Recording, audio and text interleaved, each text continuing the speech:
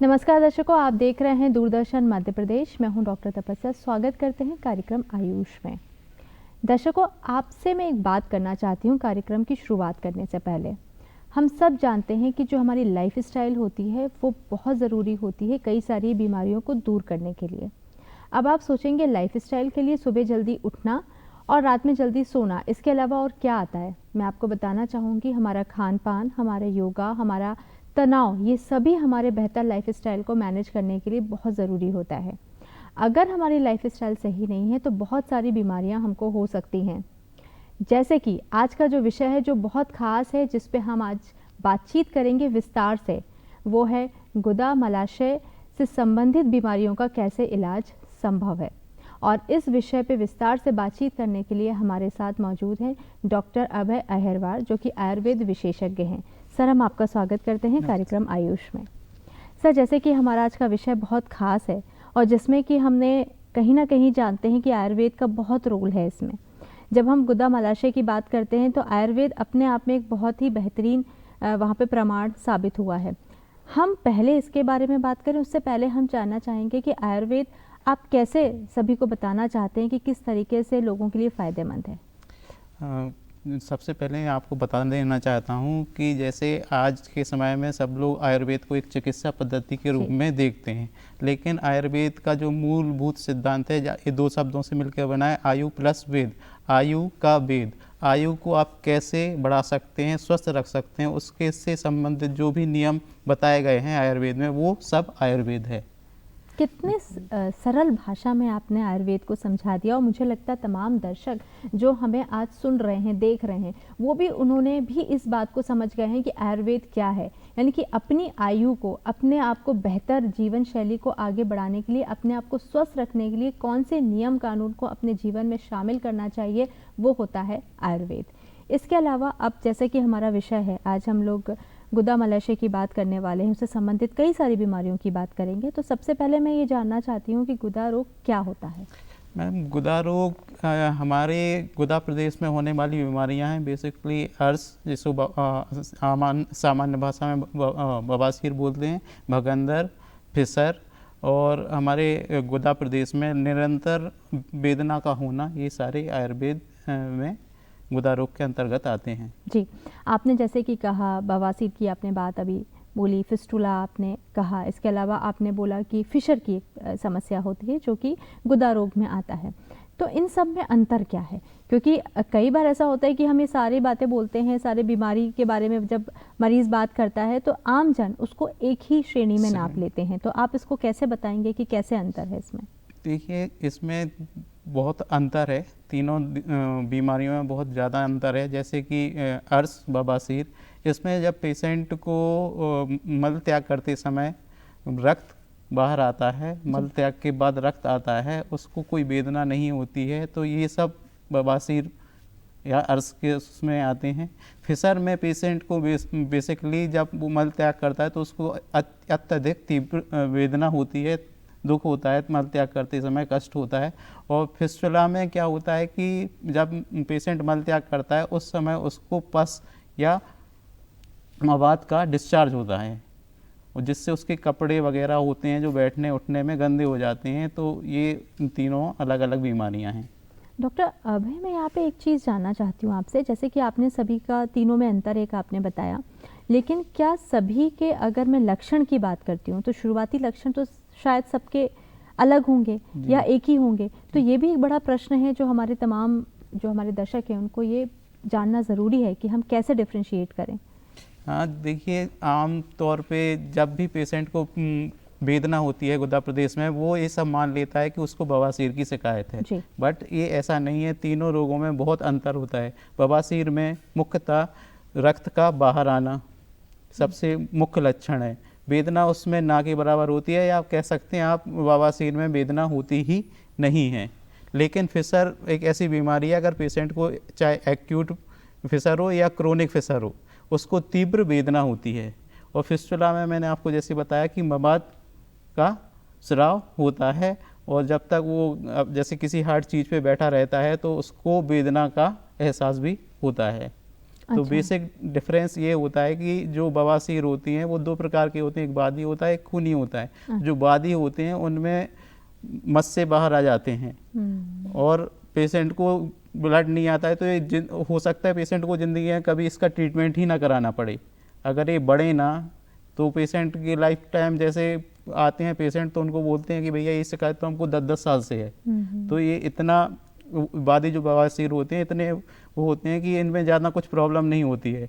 लेकिन अगर यही खूनी रूप ले लेते हैं, ब्लड का स्राव होने लगता है, तो पेशेंट घबराहट से, डर से तुरंत डॉक्टर के पास आता है और उसका तुरंत इलाज कराना चाहता है। फिसर में पेशेंट को इतना पेन होता है कि अगर एक्यूट फिसर होता है तो पेशेंट को इतना पेन होता है कि 2 घंटे वो किसी भी हार्ड चीज़ पे या कुर्सी पे बैठ नहीं पड़ता है। तो उसके दिमाग में सबसे पहले ये आता है कि हमको बवासीर हो गया है। अच्छा। तो उसको ये समझना चाहिए, मतलब डॉक्टर को ये बात समझाना चाहिए कि भैया आपको बवासीर नहीं है, आपको फिसर है।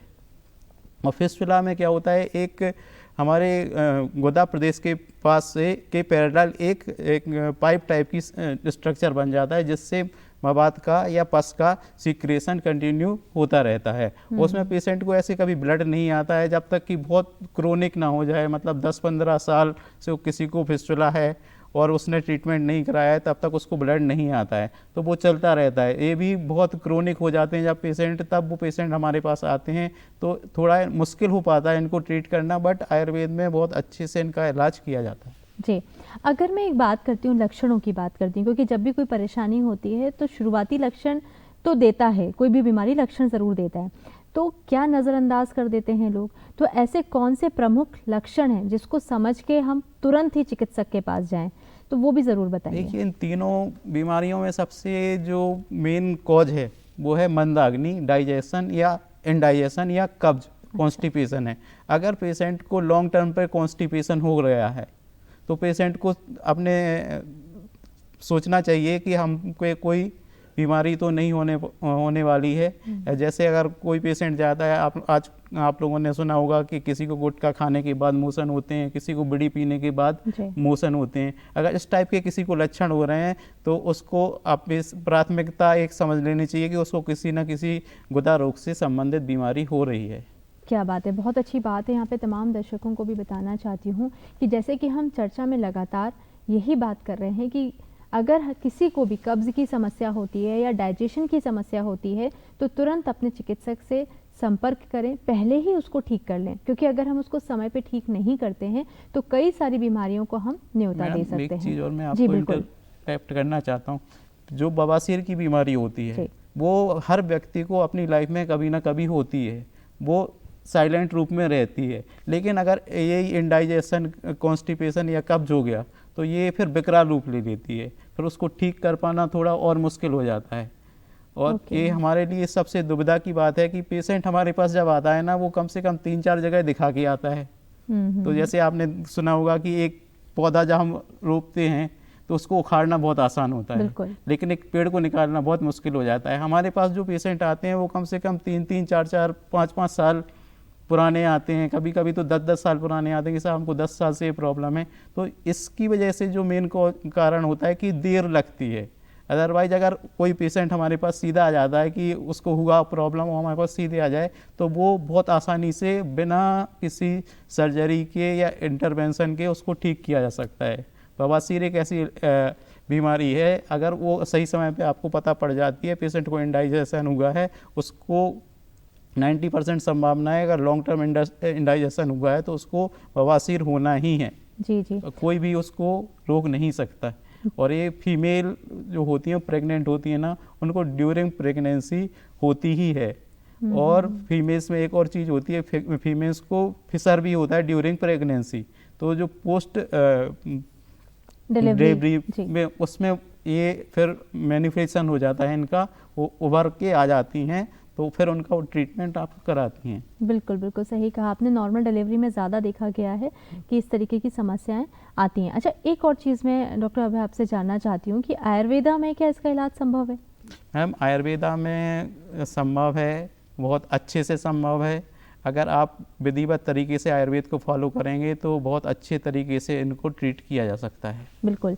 लेकिन एक और मेरे मन में प्रश्न आया है, क्योंकि जब हम बात करते हैं बवासीर की, फिस्टुला की, कब्ज़ की, तो दिमाग में आता है वृद्ध लोगों के बारे में सोचते हैं हम। तो क्या वृद्धों जो जन होते हैं उनको ज़्यादा प्रभावित करता है या युवाओं को प्रभावित कर सकता है? मैम देखिए, वृद्ध जनों में क्या होता है कि अब पहले जैसे एनर्जी तो रहती नहीं है। जो यंग में हमारी डाइजेशन पावर होती है, हम कुछ भी खा लें पी लें सब एडजस्ट हो जाता है। ओल्ड एज में थोड़ा डाइजेशन की प्रॉब्लम रहती है, तो जनरली उनको होती है, बट एज रिलेटेड कुछ भी नहीं है। आज के सिनारियों में बच्चों को भी ये सारी डिसीज़ होने लगी हैं, क्योंकि आज इंडाइजेशन फास्ट फूड का चलन इतना बढ़ गया है कि बच्चे बड़े बाद में होते हैं, फास्ट फूड उनको पहले प्रोवाइड करा दिया जाता है, जो कि एक मेन कॉज है इंडाइजेशन का, और जिसके कारण से उनको फिशर बहुत कॉमन डिसीज़ हो गई है। बच्चों को होती है या अपने यंग पर्सन्स को होती हैं। उनका जो वर्क स्ट्रेस है वो भी एक कारण है, और लॉन्ग टर्म सिटिंग है वो भी एक कारण है। तो आपने जैसे यहाँ बोला बच्चों की, आपने यहाँ पे संबोधित किया कि बच्चों को भी होता है, तो मैं जानना चाहूँगी, क्योंकि हमारे दर्शक भी इस समय हमें देख रहे हैं, उनको भी मैं बताना चाहती हूँ कि बच्चों में अगर होता है तो क्या लक्षण मिलते हैं मुख्यतः, क्योंकि बच्चों को लेके कई बार हम नज़रअंदाज कर देते हैं कि बहाना कर रहा है बच्चा, तो आप किस तरीके से बताना चाहेंगे? मैम बच्चों में अगर आएंगे तो सबसे मेनली जो सबसे ज़्यादा डिसीज होने वाली है बच्चों में वो है फिशर। वो आपको कंप्लेन करेगा कि उसको गुदा प्रदेश में दर्द हो रहा है, और वो अवॉइड करेगा मोशन जाने से। ओके। मतलब किसी भी पेशेंट को, अगर ये यंग को भी हो अडल्ट को भी हो, वो भी अवॉइड करता है। अगर उसको फिशर हो जाता है तो अवॉइड करता है कि हमको मोशन ना जाना पड़े। तो बच्चों में ये कॉमन प्रॉब्लम होती है। अगर बच्चे अवॉइड कर रहे हैं कि हमको मोशन नहीं जाना है, तो आप एक बार ज़रूर जांच करवाएं डॉक्टर से, क्या वो फिशर से ग्रस्त तो नहीं है। बिल्कुल सही बात है, और बहुत अच्छी जानकारी आपने ये दी है। मैं तमाम दर्शकों को फिर से नोट करवाना चाहूँगी कि घर में अगर बच्चे हैं और आपको लग रहा है कि बहुत ज़्यादा फास्ट फूड पे डिपेंडेंट हैं या नहीं भी हैं, किसी भी कारण से आपको लगता है कि वो मोशन के लिए नहीं जा रहे हैं या फिर वो डर रहे हैं जाने के लिए, तो आप तुरंत अपने विशेषज्ञ से मिलें, डॉक्टर से मिलें और तुरंत परामर्श लें, क्योंकि ये कई बार बहुत विकराल रूप भी ले सकता है। यहाँ पे मैं एक और प्रश्न आपसे जानना चाहती हूँ। आयुर्वेद की जब हम बात करते हैं तो लोगों के मन में धारणा होती है कि समय ज़्यादा लगता है इलाज जब हम कराएंगे, क्योंकि सबको चाहिए है कि हम फटाफट हमारा दर्द चला जाए और परेशानी जल्दी से ठीक हो जाए।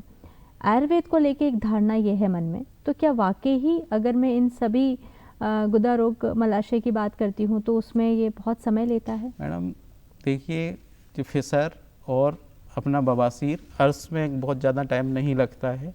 पहली बात तो ये दोनों डिसीज़ हैं, इनको मेडिसिन से ही ठीक किया जाता है।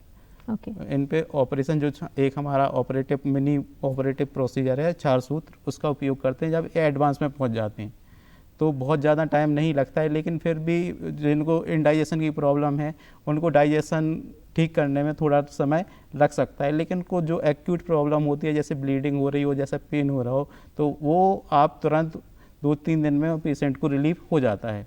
अब बचा भगंदर, जिसको फिस्टुला बोलते हैं, ये थोड़ा टाइम टेकिंग हो सकता है, क्योंकि जो एलोपैथी में सीधा इसको काट देते हैं, सीधी सर्जरी कर देते हैं। हम 4 सूत्र से उसको धीरे धीरे काटते हैं, तो ये थोड़ा लॉन्ग टाइम ले सकता है। बट इसमें एक एडवांटेज ये रहता है कि जो एलोपैथी में सर्जरी करते हैं उसके लिए आपको कम से कम 3 से 5 दिन हॉस्पिटल में स्टे करना पड़ता है, और हम अगर फिस्टुला की सर्जरी 4 सूत्र से करते हैं तो पेशेंट को उसी दिन डिस्चार्ज कर देते हैं, और वो अपने सारे काम यथावत जैसे कर सकता था वैसे कर सकता है। कुछ आपको कोई रोक टोक नहीं रहती है कि आप खेलो नहीं, कूदो नहीं, अपना वर्क नहीं करो, सारे काम कर सकता है। बस ये थोड़ा टाइम टेकिंग प्रोसीजर है, क्योंकि वो भी इसलिए मैंने आपको पहले ही बता दिया है। कभी कभी हमारे पास पेशेंट आते हैं जिनको 10-10 साल का समय लग जाता है। अब 10-10 साल में बीमारी बहुत बढ़ चुकी होती है, तो उसको कंट्रोल करने में टाइम लगता है। यानी कि आपका कहने का मतलब है कि जिन लोगों को ऑपरेशन सर्जरी की भी एडवाइस दे दी गई है, लेज़र थेरेपी की भी एडवाइस दे दी गई है, वो भी आयुर्वेदा से ठीक हो सकते हैं। बिल्कुल, बहुत अच्छी जानकारी। और यहाँ पे एक और मेरा प्रश्न आता है कि मरीज़ तो ठीक हो गया, अब उसके मन में आएगा कि क्या ये स्थायी तौर पे इसका इलाज हुआ है कि वापस से हो सकता है? मैं आपको कोई झूठी प्रलोभन नहीं दूंगा यहाँ पे बैठते हुए जी।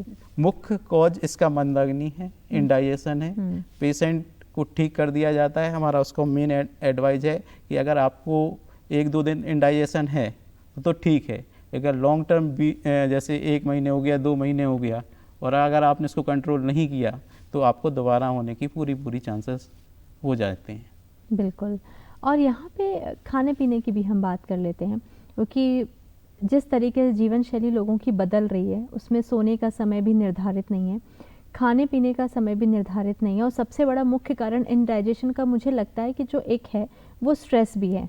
तनाव में लोग बहुत रहते हैं। तो अगर मैं जीवन शैली की बात करती हूँ, खान पान की बात करती हूँ, तो आप क्या सजेशन देना चाहते हैं कि लोगों को किस तरीके की जीवन शैली अपनाना चाहिए? मैम, यहीं से तो आयुर्वेद शुरू होता है। मैंने आपको शुरुआत में ही बताया था कि आयुर्वेद चिकित्सा पद्धति तो बाद में, जीने का तरीका पहले है। तो आयुर्वेद में सुबह उठने से लेकर रात को सोने तक आपकी सारी चर्चाएं बताई गई हैं, लेकिन हमको आज के हिसाब से उनको एडजस्ट करना पड़ेगा, क्योंकि ये बहुत पुराने टाइम से चली आ रही हैं।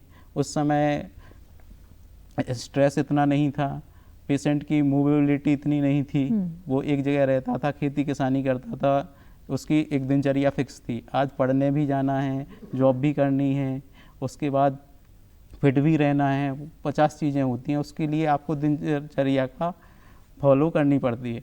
जो सबसे मेन कॉज है इंडाइजेशन का वो होता है कि हम खाना खाने के बाद सो जाते, ठीक है, रेस्ट कर लेते हैं। तो वो थोड़ा अवॉइड करना चाहिए हमको। जैसे हमने खाना खाया तो कम से कम सोने और खाने में कम से कम 2 घंटे का अंतराल रहना चाहिए, जिससे पेशेंट का इंडाइजेशन कंट्रोल रहता है। और एक बहुत वो एक क्या कहते हैं, सब मॉर्निंग में फूड लेने की टेंडेंसी बनती जा रही है, जो मेन कॉज हो जाता है, जिससे एसिडिटी होती है, जिससे पेशेंट को इंडाइजेशन होता है। तो खाली पेट कभी भी फल आपको लेने ही नहीं चाहिए। खाने के बीच में, जैसे आजकल एक और टेंडेंसी हो गई है कि आपने खाना खाया आप सीधे टहलने निकल गए, ये गलत तरीका है। आपको ऐसा बिल्कुल भी नहीं करना है। खाना खाया एटलीस्ट आप 10 मिनट 15 मिनट पहले बैठिए, रेस्ट करिए, वज्रासन में हो सके तो वज्रासन में बैठिए। उसके बाद कम से कम 100-200 कदम चलेंगे तो आपको इंडाइजेशन की प्रॉब्लम कभी नहीं होगी। रात को आपको विशेष तौर से इस चीज़ का ख्याल रखना है कि आप जब सो रहे हैं वो कम से कम उससे 2 घंटे पहले आप खाना खाएं, वज्रासन में थोड़ा टाइम दें, और अगर लगे तो आप टहलें। लेकिन अगर आप ये सोचेंगे आपने खाना खाने के बाद सीधा टहलना स्टार्ट कर दिया है और आपका इससे इंडाइजेशन होगा, तो इससे इंडाइजेशन होगा नहीं, बल्कि बढ़ जाएगा। अच्छा, एक और मैं आपको यहाँ पे बात कर रखना चाहती हूँ कि पानी को लेकर भी बड़ी सारी दुविधाएं रहती हैं कि कैसा पानी पीना चाहिए। जैसे कि अभी गर्मियों का मौसम है तो ज़्यादातर लोग ठंडा पानी प्रेफर करते हैं, तो क्या वो आइडियल है हमारे डाइजेशन सिस्टम को ठीक रखने के लिए? मैम, सबसे पहले आपने पानी की बात उठाई है तो मैं आपको पहले बताता हूँ। आज बिल्कुल 1000 में से 999 लोग क्या करते हैं, खाने के बाद तुरंत पानी पीते हैं। ये बहुत गलत तरीका है। एटलीस्ट आध घंटे का आपको समय तो रखना चाहिए खाने में और पानी पीने के बीच में। अगर आप खाना खा रहे हैं उसके अंतराल में थोड़ा सिप करके पानी पी रहे हैं तो ठीक है, लेकिन अगर आपने खाना खाने के बाद सीधा 1 गिलास पानी पी लिया, 2 गिलास पानी पी लिया, वो आपके इंडाइजेशन को बढ़ाएगा। दूसरा, पानी चाहे सर्दी हो चाहे गर्मी हो, आपको फ्रिज का पानी कभी भी नहीं पीना है, क्योंकि फ्रिज का पानी जैसे ही आप पीते हैं हमारे इंटेस्टाइन में कॉन्स्ट्रक्शन होने लगता है, जिससे हमारे फूड्स का डाइजेशन नहीं हो पाता है। तो वो एक बहुत कारण है। और मटके का पानी सर्वोत्तम रहा है, शुरू से ही हमारे पूर्वज बता के गए हैं, और वो उनके ज़माने में कोई फ्रिज नहीं हुआ करते थे। अगर गर्मी है तो आप मटके का पानी पीजिए, वो सर्वोत्तम है। और नहीं तो नॉर्मल रूम टेम्परेचर का पानी भी आप पिएंगे तो भी आपको ज़्यादा कोई प्रॉब्लम नहीं होगी। जी। अच्छा, बवासीर जो है कई बार होता है कि बार बार रिपीटेडली होती है, तो ऐसा क्या कारण है कि वो बार बार मरीज़ को ग्रसित कर लेती है? उसका भी मेन कारण मैंने अभी आपने मेरे से पूछा कि क्या दोबारा होते हैं कि नहीं, तो मैंने आपको बताया था कि अगर आपको इंडाइजेशन हो रहा है तो दोबारा होने की संभावना रहेगी। अच्छा, बच्चों की अगर बात करते हैं, क्योंकि बच्चे ज़्यादातर आज के समय में फास्ट फूड की तरफ ज़्यादा शिफ्ट हो गए हैं, पैक्ड फूड की तरफ ज़्यादा शिफ्ट हो गए हैं, तो आप उनको क्या एडवाइस देना चाहेंगे? क्योंकि क्या होता है ना कि जब हम बात करते हैं तो सबसे ज़्यादा लाइफ स्टाइल, जैसे कि हम पहले भी बात कर रहे थे जब प्रोग्राम शुरू नहीं हुआ था, कि जब जीवन शैली की बात होती है तो हम 40 के बाद अपनाना शुरू करते हैं कि अब 40 के हो गए, अब हम अपने लाइफ स्टाइल को बेहतर करेंगे। तो क्या बच्चों के लिए लागू नहीं होता है? क्योंकि बच्चे हैं तो सोते रहेंगे, बच्चे हैं तो कुछ भी खाएंगे। नहीं मैम, तो ऐसा नहीं ऐसा है। क्या ज़रूरी है कि जिसको हमें अपनाना चाहिए? नहीं, ऐसा नहीं है कि बच्चों पे कोई चीज़ लागू नहीं होती है। सबसे मेन चीज़ तो मैं आपको एक बता दूं, बच्चों का जो स्लीपिंग टाइम है ना, वो एक नॉर्मल से ज़्यादा रहता है, तो स्लीपिंग पे बहुत ज़्यादा प्रॉब्लम वहाँ पे आती नहीं है। Okay. बट फास्ट फूड बहुत बड़ी प्रॉब्लम है। पहले बच्चों में ये जो प्रॉब्लम्स हैं वो नहीं होती थी। जी। इंडाइजेशन होता है, जो फास्ट फूड होते हैं वो हमारे इंटेस्टाइन में बिल्कुल चिपक जाते हैं, वो पास नहीं हो पाते हैं। जी। और वो पास नहीं हो पाते हैं तो बच्चा मोशन जाते समय प्रेशर अप्लाई करता है तो उससे उसको बवासीर होने की संभावना बढ़ जाती है। बिल्कुल। अच्छा, मैं डॉक्टर अभय आपसे ये भी जानना चाहती हूँ कि कोई भी व्यक्ति है, मरीज़ है जो इलाज ले रहा है, तो उस इलाज के दौरान उन्हें किन बातों का मुख्यतः ध्यान रखना चाहिए? देखिए, इलाज ले रहे हैं तो मुख्यतः सबसे पहले तो आपको इस चीज़ का ध्यान रखना चाहिए कि जो आपको मेडिसिन एडवाइस की गई हैं वो टाइम टू टाइम लें, क्योंकि थोड़ी ज़्यादा मात्रा में दवाई दी जाती हैं। आप थोड़ा क्या कहते हैं, बहुत हाई मतलब बीमारी बढ़ जाती है तब पेशेंट हमारे पास आते हैं। तो उसके बाद जो लाइफ स्टाइल एडवाइस की जाती है उनकी डिसीज़ के हिसाब से, उनकी काम करने की पद्धति के हिसाब से आप उसको फॉलो करें। हर व्यक्ति की सेम लाइफ स्टाइल आज के समय में होना संभव नहीं है।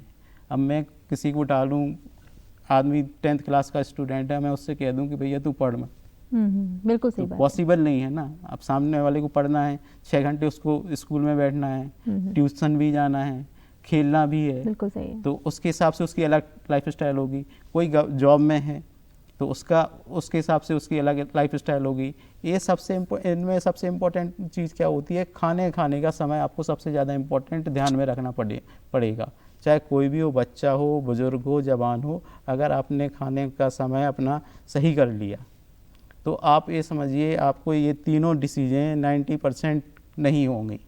10% पे किसी का कंट्रोल नहीं होता है, वो हो भी जाती हैं और अपने आप ठीक भी हो जाती हैं। जी, डॉक्टर अभय सर, ये एक मैसेज आपका रहा हमारे तमाम दर्शकों को, क्योंकि समय की बहुत कमी है, तो बहुत संक्षेप में अगर 2 लाइन में आप कोई मैसेज हमारे दर्शकों को देना चाहते हैं तो ज़रूर।